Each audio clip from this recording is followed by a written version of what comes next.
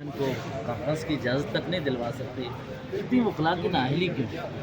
دیکھیے وکلا کی نااہلی نہیں ہے، پورا سسٹم پہ آپ کو معلوم ہے کہ کچھ اور لوگ قابض ہے جو کرنے نہیں دے رہے، لیکن عوام پیک چکی ہے، عوام کی آواز اٹھ چکی ہے۔ اب کسی لوگوں کو یہ سینس کرنا ہوگا کہ عوام کی آواز کو کہیں صورت دبایا نہیں جا سکتا۔ کانفرنس پر بھی ہو گئی ہے، اگر اتنی کامیاب کانفرنس ہونی تھی تو کامیاب دوسرے لوگوں نے ہمارا اور ایک کانفرنس کامیاب بنا لیا۔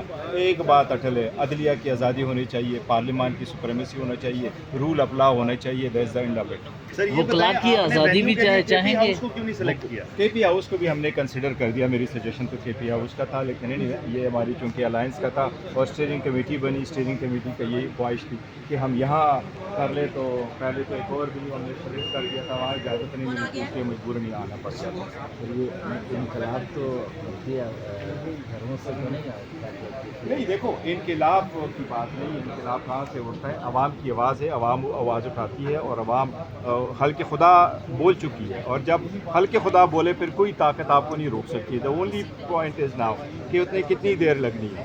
وہ لوگ جو اقتدار کے ہاؤس میں بیٹھے ہوئے ہیں، جو ایک ایک پیج کے صفحے کروڑوں روپے خرچ کر کے صفحے چھپواتے ہیں، جو 50 پیج کی اپنی پبلسٹی کرواتے ہیں، عوام میں ان کی کوئی پذیرائی نہیں، آپ نے دیکھا ہے۔ کانفرنس میں آزادی ادارے رائے کی بات ہو رہی ہے، لیکن شیر افضل مروا صاحب کہہ رہے ہیں کہ مجھے تو سنا ہی نہیں گیا، اور دیکھو، آپ آزادی رائے کی کیسی جہاں بات کر تک سکتے ان ہیں؟ کا تعلق ہے تو وہ ہمارا ایک انٹرنل معاملہ ہے، انٹرنل معاملہ پہ یہ چیزیں ہوتی رہتی ہے۔